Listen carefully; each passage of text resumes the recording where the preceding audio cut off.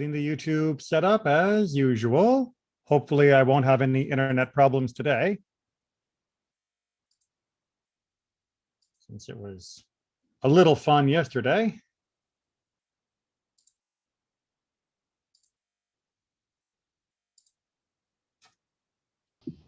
Hello. Hello, how are you doing? Doing pretty good, thank you. How are you guys doing today?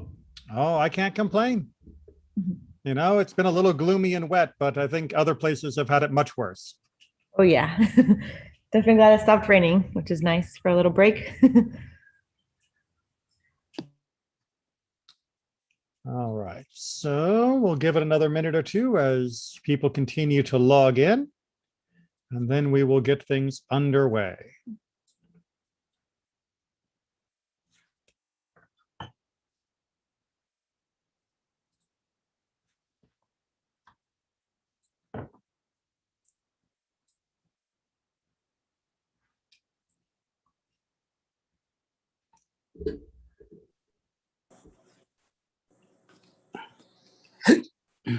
Sorry. All right, I think that's a reasonable buffer, almost 3 minutes worth of time for people to log in if they were running a little late. So let's go ahead and get things underway.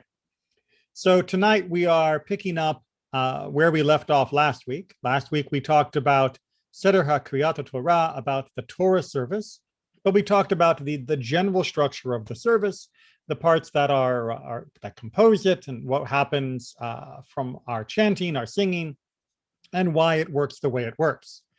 Today we're going to zoom in and look specifically at having an Aliyah. Now, it's kind of a funny phrase. What we call it being called for an Aliyah means to be called to literally go up to the Bimah. The word Aliyah means ascending, because the Bimah is a raised platform. So having an Aliyah, being called for an Aliyah, means that you would go up to the Bimah, go up to that raised part of the sanctuary. But what do you do when you get there? And why are we doing this at all? So that's what we're going to look at tonight, because as much as the other components that we talked about last week are essential to seeing how spiritually, emotionally, psychologically, socially, the whole Torah service fits together, at a certain point, you will be up on the Bimah, and I want you to know what to do. And I want you to feel comfortable about what you're doing. And I'd like you to understand why you're doing what you're doing. So this class, even though it covers a much smaller portion of the service, is very, very important. So hopefully we'll be able to learn a lot today. You can refer back to this video as a practice video later, and it will be very useful. With that in mind, let's get underway. So we begin with history because, well, Judaism has a lot of history, and often if you understand the history, it makes you understand now much better. So we go to the Mishnah, Megechet Megillah. 3 are called on Mondays and Thursdays, and in the afternoon of Shabbat. Neither more nor less than that number may be called, nor shall any section from the prophets then be read. The one who opens and the one who closes, they bless before and after.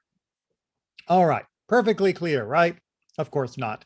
The way the Mishnah talks is study notes. It is reminding you of things you probably already know, but of course, since you are learning Judaism with me in this class, you may not know all of this. So what this is informing us is that when we have a formal public Torah reading, which can happen on many different occasions. In this case, it's referring to Mondays, Thursdays in the morning service, the morning minyan, as well as in the afternoon of Shabbat, what's called the mincha service of Shabbat, that for those Torah readings, we would call up 3 people. And those 3 people would be there for the reading of the different sections. And whoever comes up first says an opening blessing, and whoever comes up last says a closing blessing. So the first and last person would make kind of bookends with their blessings, and the middle person wouldn't have any blessing at all. Now, at this time, it was customary for the person saying the blessing to also be the person who does the reading. that they were one and the same person. So there would be only 3 people up there. First person comes up, does the blessing, reads, finishes. Second person comes up, reads, finishes.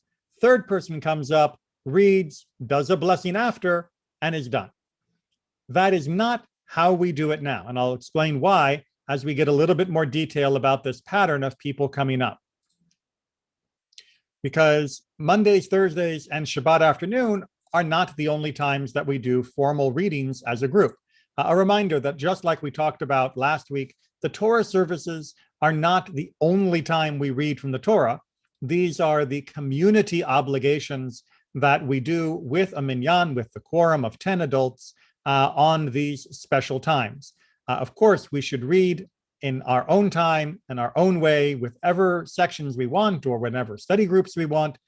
This is only talking about the formal parts of our service. So for other days, on the Feast of the New Moon, what we call Rosh Chodesh, which is coming up this Shabbat, on the middle days of the festival, what are called Chol HaMoed, meaning the days in between the beginning and end of a festival, for example, the middle days of Pesach, 4 are to be called. That is to say, you have 4 people coming up. So regular weekday, Shabbat afternoon, 3 people. Rosh Chodesh and middle days of holidays, 4 people.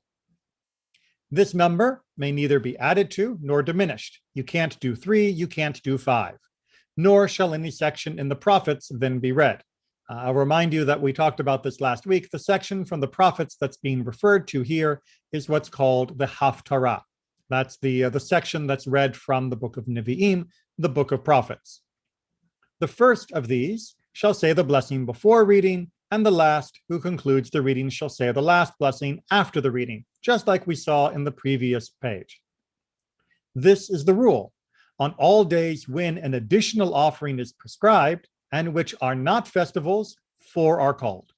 That's what we just said. However, on festivals, 5.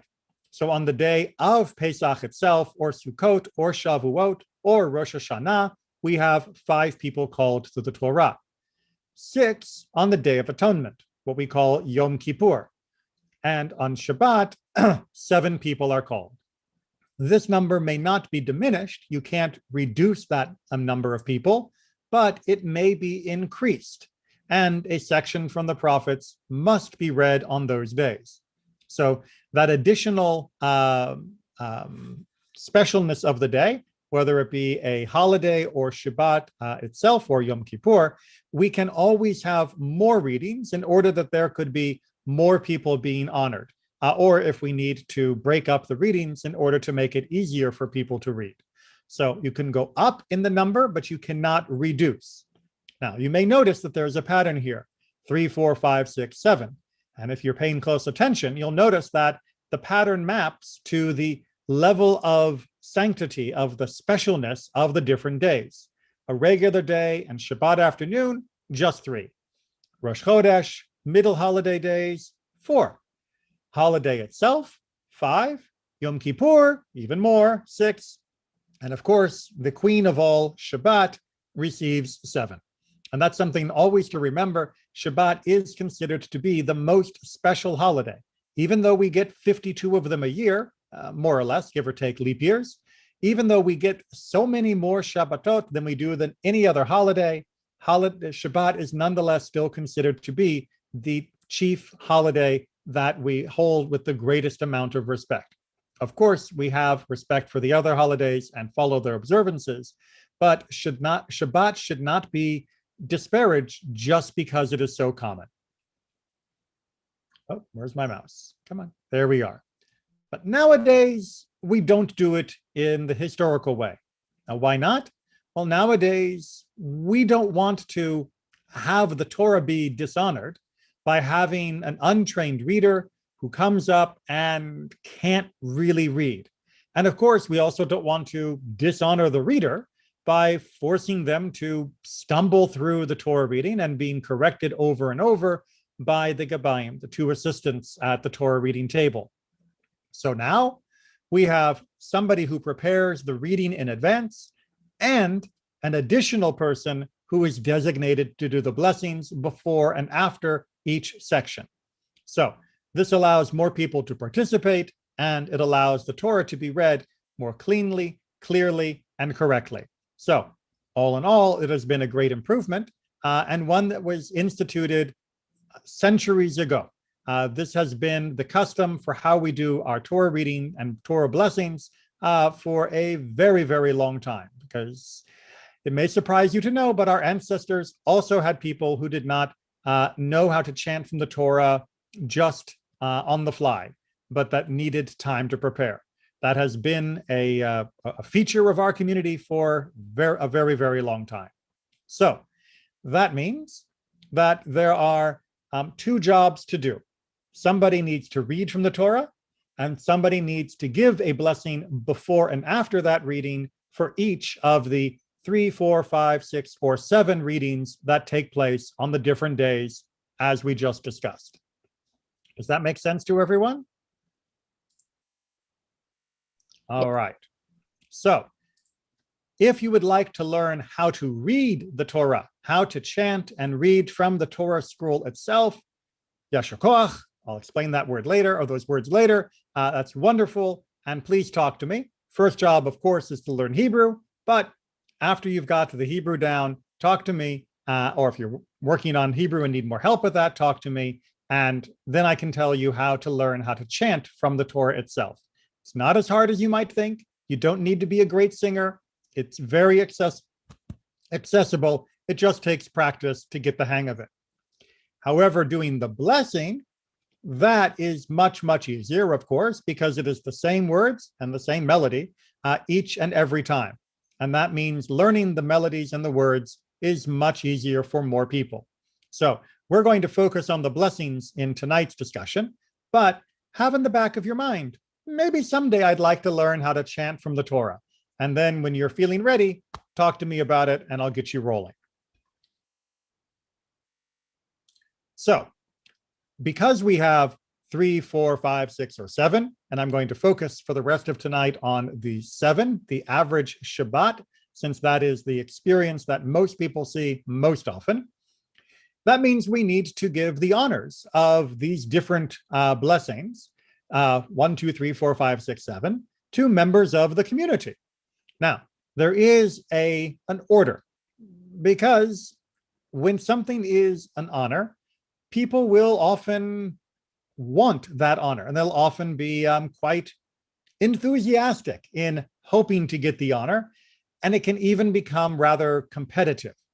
In order to diminish the competition and to share the honors as evenly as possible, our ancestors came up with a number of rules. The first was that all other things being equal, if we are able to, the first honor of doing the blessing for the first reading from the Torah should go to a Kohen. Now, a Kohen, remember, doesn't have to have Mr. Cohen as his name. There are many people who are from the line of Aaron that are Kohanim, that are Kohens, that don't have the last name Cohen, and they are given the first option. Just as an example, we have people in our congregation with the last name Khan or Kaplan that are both Kohanim, and will often have this first honor. The second honor, that is to say, for the second reading, doing the blessing before and after, goes to a Levi. Again, many people have the last name Levi or Levi or Levine, but it is not required. Your family will know if you are a Levi. If you don't know what your family is, ask your family and parents and find out. And most likely, you're not. Like me, you're probably Yisrael. That is to say, one of the regular Israelites, which is still very nice. But then from 3, 4, 5, 6, and 7, it is customary to give those honors to the rest of us. It is possible to give it to one of the others under special circumstances. In the ancient world and classical world, that was sometimes not done because of competition and gossip. Nowadays, we don't usually have that problem, so it makes it easier to distribute the honors. But 1 for the Kohens, 2 for the Levi, 3 additional 3 plus for the Israel, the rest of us, has been the standard for a very long time. Now, that still leaves 3, 4, 5, 6, 7. How do I decide who from the congregation gets it? Well, there are some preferences that we like to have. If somebody is having a yahrzeit, remember that's the anniversary of a loved one, then we would like to give them an honor. If somebody is having an ufruf, that is a pre-wedding celebration, we like to give the bride and groom an honor. If somebody is having a baby naming, which we just celebrated, then we like to give them an honor. If somebody is having a birthday or going on a trip to Israel, returning from an overseas trip or a dangerous illness, then we like to give honors for many, many occasions. And you'll often notice that when it's a special occasion, I will follow up with what's called a mishaberach, a special blessing in honor of that occasion. So those are our priorities. And should it become impossible to accommodate everyone, we have 3 yahrzeits, 2 baby namings, et cetera, there are guidelines and rules of how to distribute the honors as fairly as possible. But that has not been a problem at our congregation. And even when I was serving a larger congregation in Baltimore, it rarely came up to be a problem where we didn't have enough. One thing that you can always do, as we talked about in our second slide, is you can add additional readings in order to make it longer and have more honors to be able to distribute. We definitely want everyone to feel that they have the ability to honor their special occasion, that special moment in their life, alongside the Torah in front of their community. So we do find a way to work it out. Now, if there is nothing going on, if there is no unusual or special circumstance, then we simply distribute the honors to the rest of the community in order to make everybody feel connected. And if it's been a while since you've had an honor, don't take it personally. Our Gabayim, our assistants, work very hard to try and distribute them, but they can't always keep track. And if they are swapping between weeks, they may not know who has or hasn't had one for a while. If you are interested in having an honor and have not been given one for a while, just let them know and we will find a place for you. Now, there is one additional honor, one additional reading, like we talked about last week, called the Maftir. As I mentioned, on Shabbat and festivals, we read from the prophets, and it's called the Haftarah. Now, in order to give to the Torah equal respect, whoever is going to read from the prophets, who will read the Haftarah, they also have to pay their respect to the Torah. They have to come for an Aliyah. Now, that bonus reading that gets that bonus blessing by the reader for the Haftarah, that is called the Maftir. That is the additional section set aside. Now, on special Shabbats and from festivals, sometimes this is read from a separate place in the Torah. We will see that this coming week in honor of Rosh Chodesh, of the new month. But on a regular Shabbat, it is usually the repetition of the final few lines from the reading number 7. If this is still confusing, don't worry.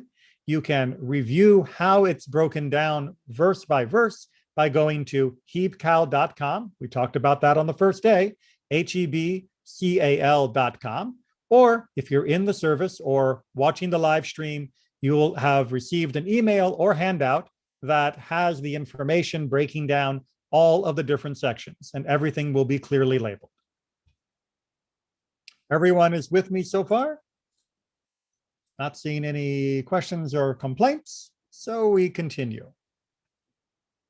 All right, now, like I mentioned, that Haftarah, that special reading from the prophets, is something that we continue to read, and it's been a custom for a couple thousand years.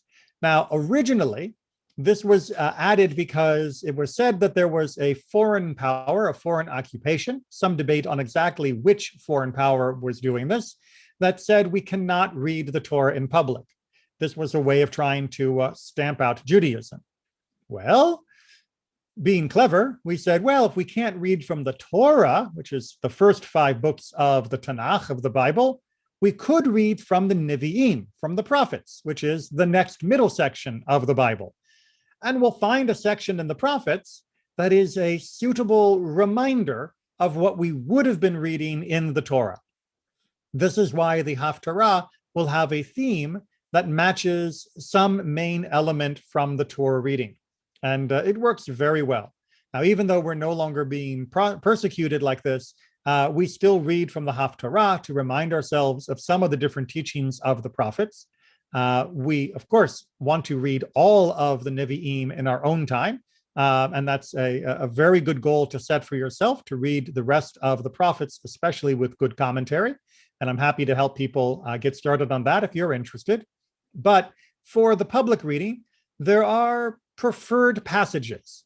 Originally, people could read whatever they felt like, but over time, we ended up with what we might call the greatest hits of the prophets, where the passages that became most popular and were considered most appropriate became the ones that were read without fail in the community. Now, this happened over time, and that is why if you go to an Ashkenazic or Sephardic congregation, you will find some differences between the choice of text or the choice of starting and stopping point within the text. But the Haftarah is perfectly valid no matter which tradition you are following. So now that we know what's going on, the Torah reading, Haftarah reading, all of that, let's talk about the choreography. How do you actually have this honor? How do you discharge your responsibilities, your duty, as somebody called to the Torah in order to do the blessing? Well, there are actually a number of steps, and we're going to go through them one at a time. And you'll see that this choreography is not just meaningless ritual, but each element is designed to give us a particular focus, a particular reflection, a particular feel for what we are doing, to take this as seriously as possible, to be as mindful as possible, and to immerse ourselves as much as possible in the honor that we are discharging. So let's go through the different pieces. First, you have to get to the Bimah. Now, it is customary to go by the most direct route possible. If you are sitting in the back left corner, you don't get up, wander all the way to the right, and then back across to the middle, and then back to the front. You don't go in a circuitous route. You move directly. That is in order to show your enthusiasm, your zeal for having this honor. You're not wandering up to the Torah. You are moving with focus and purpose. Now, every synagogue is a little different in how it is laid out, and the positioning of the table and readers and all of that.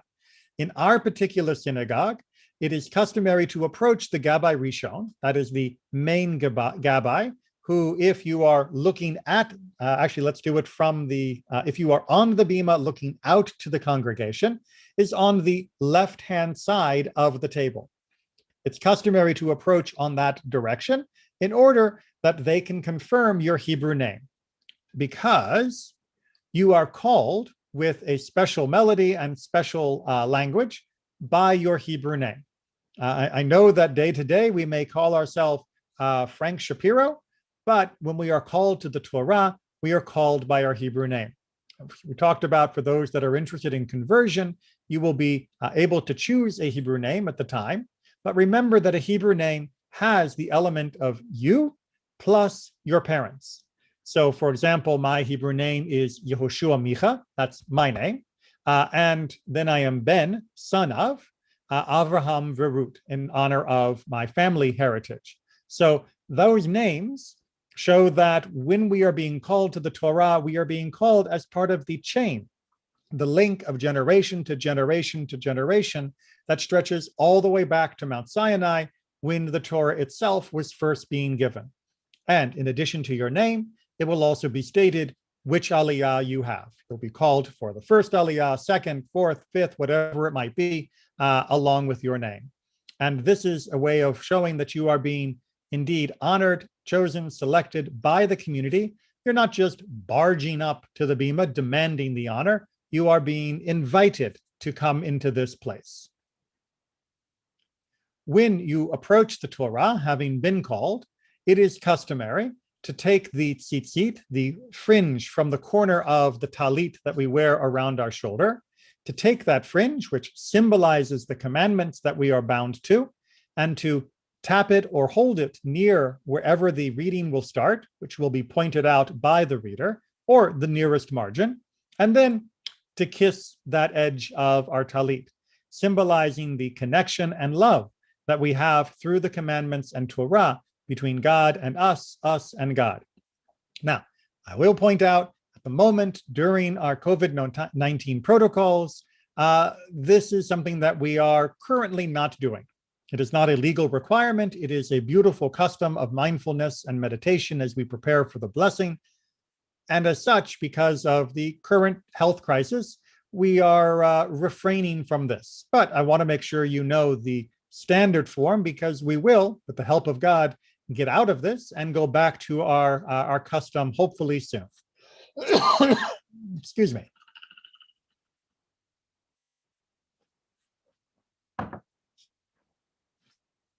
Having then kissed as a symbol of love for the start of the reading, we then take hold of the two handles, the rollers.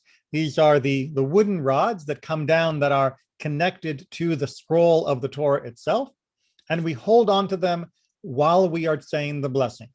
Now, very important and controversial point here. There are some people who think that you should close the Torah while saying this blessing. This is not the best practice. It's not forbidden, but it is not the best thing to do.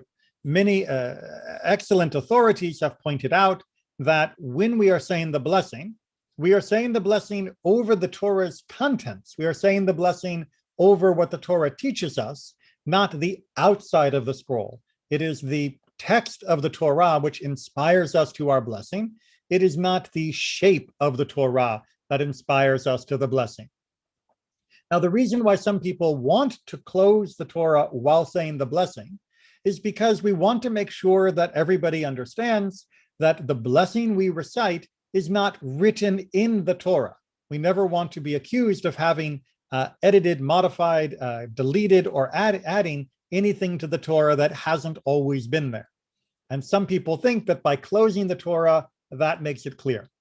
However, most authorities, and I agree, say that the best way to demonstrate this is to hold on to the rollers while the Torah is open to the reading that will be read, and look to the side while you say the blessing.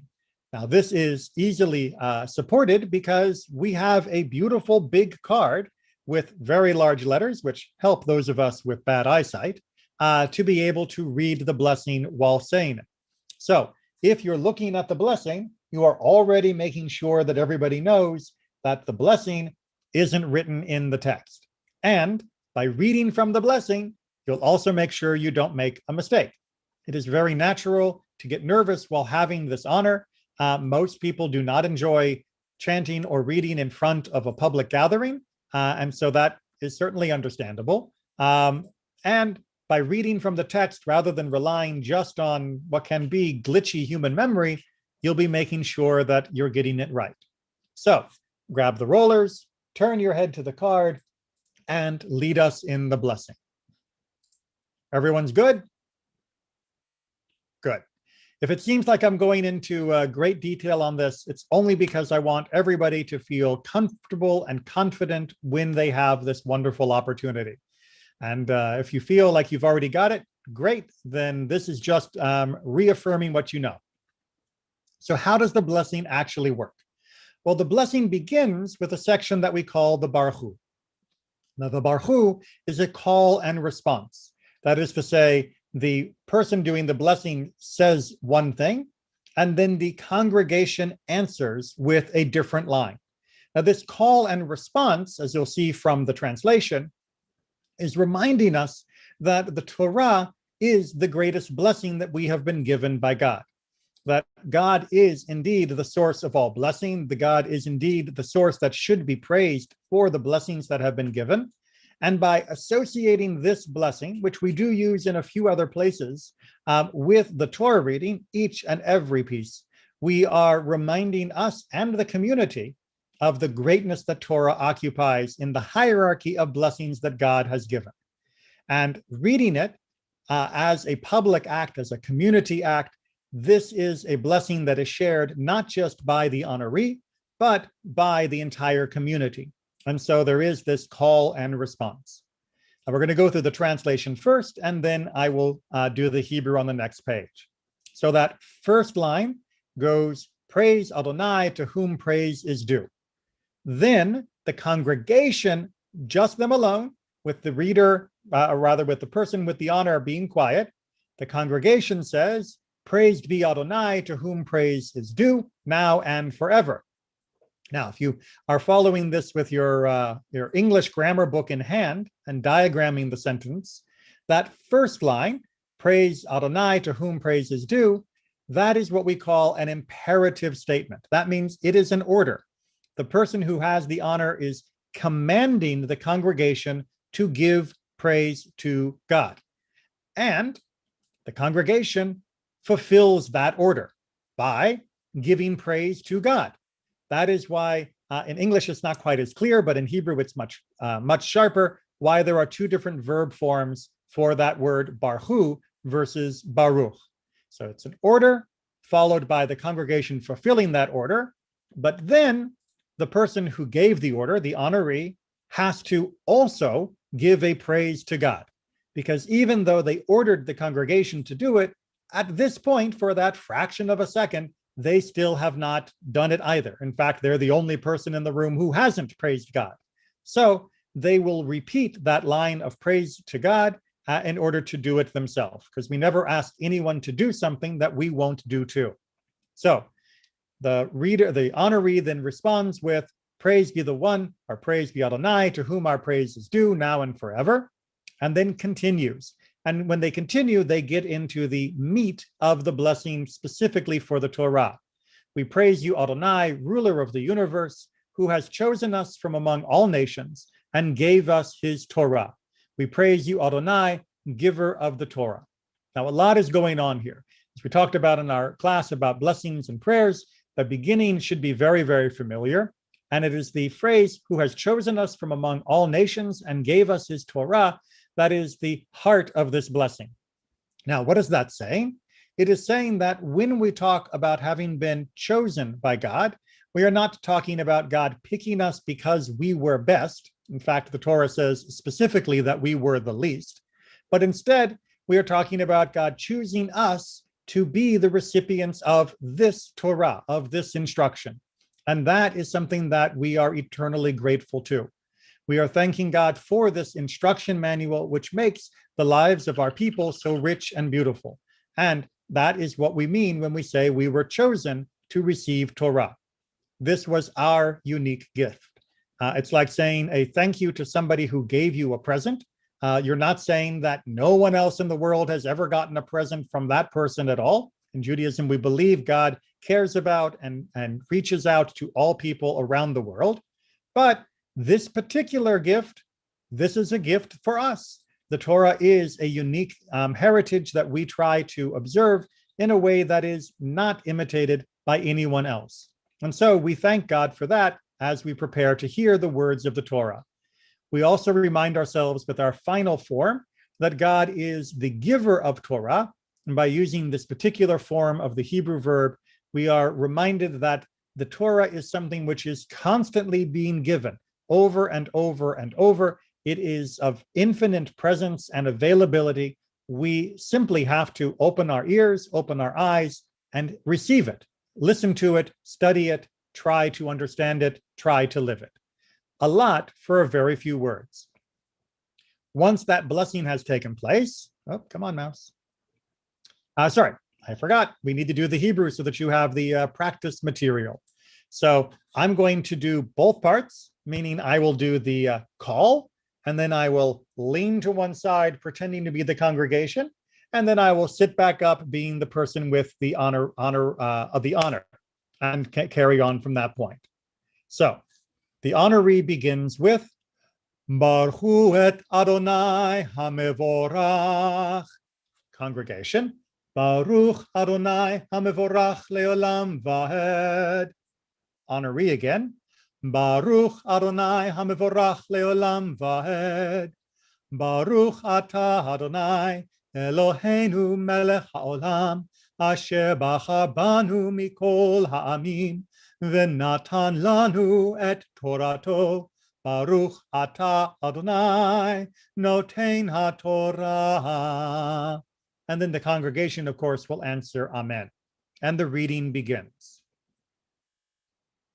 Now, during the reading, what do you do? Right? Because as we talked about from the first couple slides, you're not reading, you've done the blessing, and now you are waiting while the reading takes place. It is customary to keep hold of the right-hand roller. Not something we do right now during COVID, but it will be again. We hold on to that to maintain our grip on the Torah. And as we say in the concluding verse in the Torah service, it is a tree of life to those who hold on to it tightly. So by holding on to the Torah while it's being read, we are showing that we are indeed connected to its words, its content, not just the abstract idea of Torah. And of course, our literal holding on to the Torah is a reminder that we should hold on to the Torah, its content, throughout our life. What we also do is we try to read along. Now, there is a designated reader who has practiced and prepared that text so that they can be read as perfectly as possible with the assistance of the Gabbaim on either side. But you, the honoree, should, to the best of your ability, read along in a very, very quiet level. Now, if you can't read at all, simply follow along with the moving of the yad, the pointer, as it goes along the page. But if you can read, it is wonderful to be able to say the words yourself.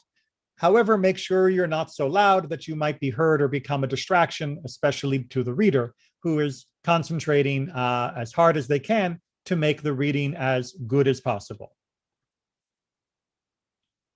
When the reading has finished, the reader will hold the yad, the pointer, to show where it finished, and we do the reverse of what we did before.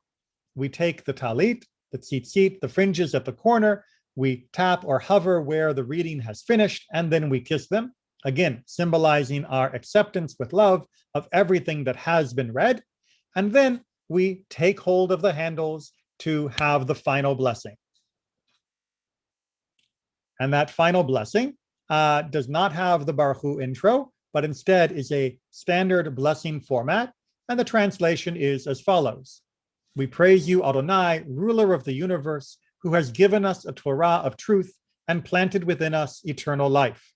We praise you, Adonai, giver of the Torah. Again, the standard introduction and the same ending that we saw from the before blessing, but that middle has two unique themes. One, we remind ourselves, having just heard the words of Torah, that the Torah is true. Now, true is not as boring a concept as the difference between a lie and truth. In this sense, true is meaning that it is a true and deep reflection of the nature of the reality of our world and our life. The Torah may sometimes feel confusing. That's okay. But recognizing that there is truth even in those portions where we are confused is a way of embracing the Torah that is deeper than simply saying, I like some parts of it. Additionally, by reminding us of the gift of eternal life that has been planted within each of us, we are saying that it is through the gift of Torah and our life being guided by the Torah that we are able to experience the eternity of the world most fully. That this is not about just the day-to-day activities, although the Torah is obviously very concerned with that, but that this is also a pathway leading us into Olam Haba, the world to come, as we talked about in the afterlife course. And the blessing follows that same melody, which hopefully you'll begin to recognize simply goes up and over and down. That is the standard melody practice. Again, for all of the basic prayers in Judaism and even leading the service, you don't have to be a formally trained cantor or an opera star or even good at karaoke. All the melodies are within the reach of anybody. So it sings like this. Baruch atah Adonai Eloheinu melech haolam asher natan lanu Torat emet v'chaye olam nata b'tochenu Baruch atah Adonai noten haTorah. And again, the congregation says amen. Just as a little footnote, we don't say amen to our own blessing, except for a few very rare exceptions, because saying amen is the way of saying I agree with what has been said. And to say that about what you have already said yourself would seem a little redundant. Are you saying you agree with yourself? What does that mean? So we don't say amen to our own blessing, but we say it to the blessing of another. Now, once that blessing has been done, again in pre-COVID times and soon hopefully in post-COVID times, we linger. That is to say, we stay at the Bimah near the Torah table through the next reading, through the next Aliyah. We don't want to run away from the Torah. We don't want to act like, whoop, we're done, bye. It's not like going to dinner at someone's house and then leaving the moment dessert is finished. You stay because you don't want to leave. You want to stay in the presence of Torah. You want to linger. Now, we can't have everybody linger forever or the Bimah would get too crowded. So the custom is to stay through the next reading and then to go down. Now, at the moment during COVID-19, we have people leave immediately after their reading, but that is something that we will eventually change back to this custom when we can. Likewise, after having had this honor, it is customary to shake hands and accept congratulations from the others on the Bimah. And when you return to the seat, as we'll see on the next slide, that happens as well.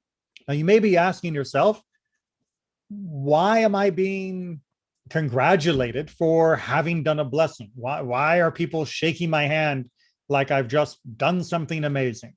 Well, the idea is a little bit more complicated than you might think. It's not that people are saying, way to go, that was amazing, as though what you did was the greatest accomplishment of ever. It's not the equivalent of winning a Nobel Prize or a gold medal at the Olympics, but it is an amazing moment to experience each and every time that you are there at the Torah. Why? Because it means that that person has chosen to be there, to be part of the community, to be part of the chain of tradition, to be part of the world of Torah. And that is a choice that is worthy of congratulations and worthy of praise. Unfortunately, it is not a universal choice. There are countless people who choose not to come to the service, not to be called to the Torah, not to take their place. And so we want to make sure that those who have chosen to be there for whatever reason it might be, whether it be them being there always or whether they have come once a year or once a decade, that for that moment, this action is worthy of praise. There is also an aspect that when I say that somebody is praiseworthy for having been there and I shake their hand and I give them the compliment, that I am also doing so because of their association. The same way that if you were to meet the assistant to a celebrity or a leader or somebody that you respect, that you would also show respect to that assistant. So too, I respect Torah. You have been the assistant to Torah just recently, so I am going to give you a little extra honor as a way of honoring the Torah. By honoring the servant of the master, you are giving honor to the master. By honoring somebody who has been associated with Torah and thus God, you are giving honor to God. Of course, this also means that as we give honor to those who have been called to the Torah, that we are also reminding each other of how incredibly special and blessed special each person is and blessed we are to have each person in our community. It is a way of saying, I am not alone. I am with you. You are with me. We are together. We are the community. We are linked to Torah. We are linked to Torah or through God, through Torah to God. This is amazing. And that feeling of being bound together is something that just really cannot be achieved in most other circumstances. Now, there are a couple of different ways to respond, but the most traditional way to show your praise of a person who has had this or any other honor on the Bimah is to say the phrase Yasher Koach. Now, Yasher Koach basically means, because it's kind of an idiom, may your strength continue. It is a way of saying, what you have done took strength. What you have done has shown strength. What you have done has shown the nature of your character. Keep going. You're moving in the right direction. Stay the course, straight on. The word yashar literally means straight. And you're trying to remind the person that they've taken a step in the right direction, and life is all about keeping the next step in the direction of the last step towards the right point. And so Yashar Koach is a beautiful idiom to use, and it is the phrase of choice to extend an honor to someone. Now, perhaps you don't know the person who just had the honor, and they are walking by your chair as they return to their seat. And that is very likely, especially because it is our custom to take the longest route backward, back to our chair, in order to show that we wish we could have stayed with the Torah longer, that we are delaying our descent. As such, the person might pass through more of the room than would be normally expected. As they go past, at the moment during COVID, we don't shake hands, but later on, hopefully you will. But by all means, say Yashar Koach to the person as they leave. And if you have had someone say Yashar Koach to you, then there is an appropriate response to say back to them. Thank you, by the way, is always okay, but there is a customary response as well, which is to say Baruch Tihiyeh. And this literally means, and blessing to you. So as the person has praised you for what you did on the Bimah, you can say to them, and pray, and you should be blessed as well. Now, because of the nature of Hebrew, it is what's called an inflected language, which means the verbs and other words can sometimes change depending upon the gender or the group, plural versus singular. There are actually 3 versions of this that you should learn. Although if you use Baruch Tiyeh for everyone, it's okay to start. It's a great place to begin. But if you can remember how to conjugate the verb, it would be Baruch Tiyeh talking to a singular person, a man. It would be Baruch Tihi if you're talking to a single woman. That doesn't mean that she's married or not. I mean just one woman at a time. And Baruch Tiyu would be if you were saying this in response to a group of people, so that you don't have to address each and every one of them individually. And this exchange of back and forth is, again, another way of reinforcing that beautiful bond of community that is shared and indeed given its reason through the gift of Torah that we have just experienced in the last reading. And as you can see, everything designed and how the Aliyah is done is there to take the individual and raise them up, and to make that elevation be an elevation for the entire community, and to bind together the person who's doing the blessing with the rest of the community into that beautiful unity that is Am Yisrael, the people of Israel. So it may sound a little complicated, and there are a lot of moving pieces. If you forget some of the kissing or the touching or the holding and all of that, absolutely, I understand. The Gabayim, the assistants on the Bimah, will help and try to guide for all of this. But if you miss some of it, it is no sin, it is no crime. The blessing itself is the most important point. The blessing itself is what you should be practicing and being sure that you can do clearly and strongly. For those of you who convert, it is a very special feeling on the week after your conversion, or maybe a couple weeks later, to be able to be called to the Torah for your first time as a newly minted Jew, and to say the blessing. And if you would like to practice that, please let me know, and I'd be happy to set up a time when we can meet to go over it one-on-one. Because that moment is very, very special. It is also the high point, not that everybody always remembers that, of a bar or bat mitzvah, because it is the moment when they are formally being recognized by the community as an adult in the eyes of our faith. After all, we wouldn't take an order such as the Baruch Hu is from just a kid, but we will respect and recognize it from another adult, even if they are a young adult. So this whole section of the service can be boom, boom, boom, and gone in a blink, and then 7 times plus Maftir, it's over, and it may seem like just a few seconds, but these seconds and everything that goes into them is precious and has so much to teach us. So hopefully you'll review this for the ability to chant and know the blessing, but also review it so that when you have this honor, you will be able to truly appreciate it and be able to experience the most that you possibly can from the moment. All right, that is all that we have officially prepared to go over tonight. Next week, we'll be talking a little bit more about some other topics, but we'll be moving out of the Torah service. But do you have any questions for tonight?